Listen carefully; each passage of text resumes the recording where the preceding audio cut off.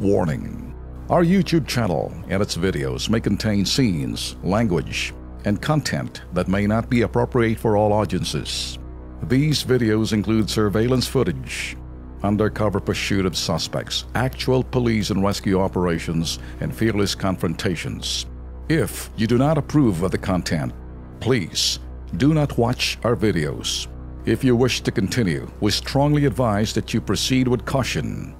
Viewers' discretion is advised.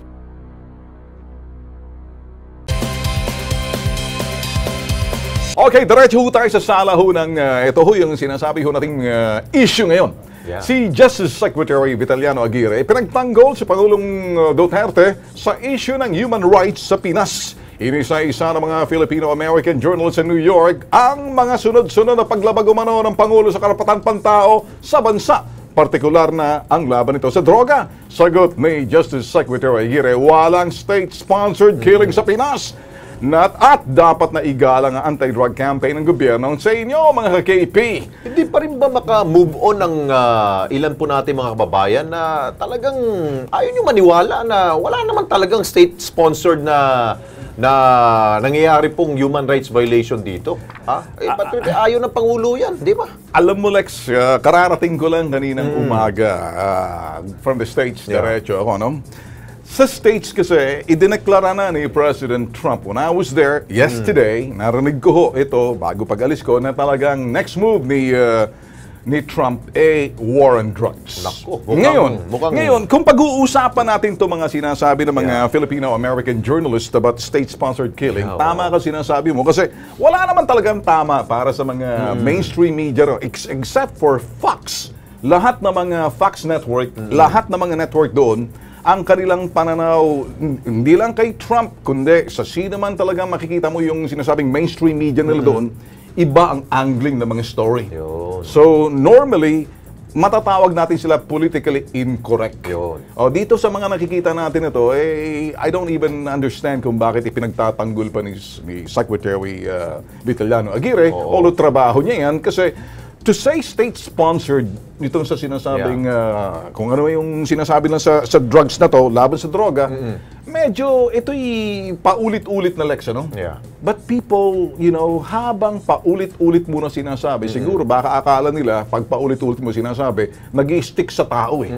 Pero hindi, may sariling pag-iisip na rin po ang ating mga kababayan. Hindi na sila kumakagat sa mga ganong mga balita dahil alam naman nila na wala naman talagang ganon. Ito, sabihin ko po sa mga Phil-American na journalist dyan po sa Amerika at ang mga binabanggit po ninyo na meron mga ganito pong aligasyon sa ating pong Pangulong Duterte, sa kanya pong administrasyon, wag ho. Kung gusto ninyo, kayo hong pumunta dito. Ang problema kasi ho sa inyo, ang ilan po sa inyo, humihingi lang kayo ng mga detalye dito ng inyo pong mga counterparts dito. Nag-feed lamang sila ng information sa inyo. Why not? Pumunta kayo dito sa Pilipinas. At see for yourself kung anong nangyayari dito. Alam mo lang, kumunta sila ng Pilipinas, the same thing. Sino bang lalapitan nila? Yung mga mainstream media rin. Ngayon, pag nalapitan mo mainstream media, pareho namang sinasabi nito mga mainstream na talagang wala naman tama rin. Kapareho kaninang umaga, pagka-touchdown pa lang ng aeroplano, narinig ko na, kayo magbabalita, tapos komentaryo, diretso, yung headline tama, gagamitin mo mga headline sa dyaryo, pero ang laman, komentaryo ng sinasabing tagapagbalita. Doon pa lang, may problema ka na.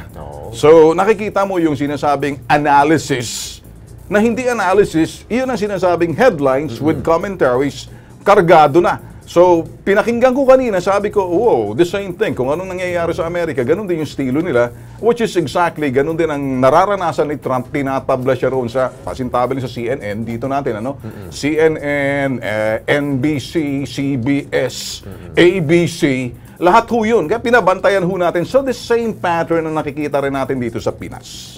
Okay ho, mga ka-KP, kung meron po kayo mga salobin, mga gusto ho ninyong iparating sa ating pong programa, mag-iwan ho kayo ng inyong pong mga mensahe sa Kilos Pronto Facebook page. Makilahok, makaanilisa, mga ka-KP, interactive pong programang ito.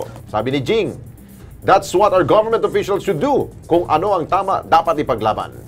Celestina Mercurio, wala silang magagawa. Maraming taga-suporta si Pangulo. Masaya kami sa programa niya. Ayun, si Jonalyn de la Cruz, ito mahaba-haba. Agree ako sa iyo, Sec. Vit Aguirre, na handa naman Hindi naman. Hindi naman sponsored ng Pangulong Duterte ang EJK sa bansa, kaya dapat lang huwag makialam yung dilawang film journalist sa bansa dahil hindi nila alam kung gaano katalamak ang droga sa Pilipinas na maraming mga mamamayan na nasisira sa droga na yan.